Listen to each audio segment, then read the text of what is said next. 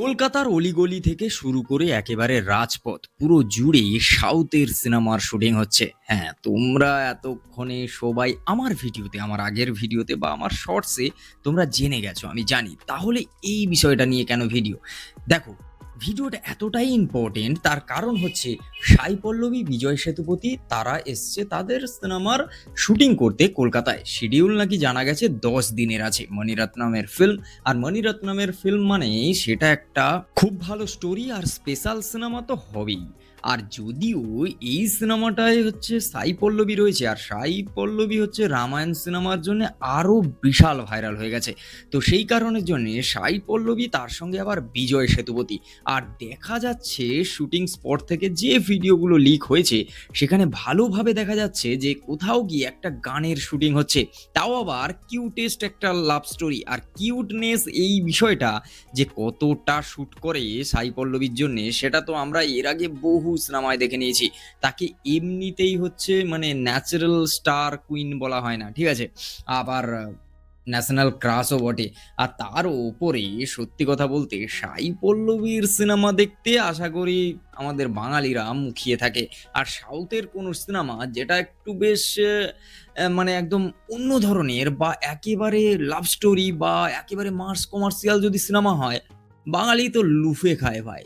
আর সত্যি কথা বলতে গেলে ইন্ডিয়ান সিনেমায় তুমি যদি ভালো করে দেখো, বলিউড সিনেমা বললে সবাই একেবারে এক পা তুলে দাঁড়িয়ে যায়। ওই যে বলিউডের সিনেমা দেখবো ভাই, বলিউডের 3 খানের সিনেমা আছে, ঋত্বিক রোশন, অজয় দেবগান থেকে শুরু করে একেবারে অক্ষয় কুমার, আর এখনকার রণবীর কাপুর, রণবীর সিং, বরুণ ধাওয়ান, তাদের সিনেমা, কিংবা ভিকি কৌশল, যাদের সিনেমা দেখার জন্য একেবারে পুরো মুখিয়ে থাকে।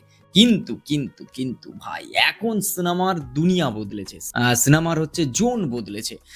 এখন মানুষ তাকিয়ে থাকে কখন এস রাজামৌলির সিনেমা আসবে, মণিরত্নমের সিনেমা আসবে, কখন হচ্ছে একটা কেজিএফ এর মতো একটা সিনেমা আসবে, কখন একটা বিগ বাজেট মহেশ বাবুর একটা সিনেমা, যেরকম 27-এই আসছে বারাণসী রাজামৌলির। আর তোমরা জানো যে হচ্ছে পুষ্পা, আমাদের হচ্ছে অবশ্যই আল্লু অর্জুন, তার নতুন ছবির কাজ একেবারে হলিউড লেভেলের করছে।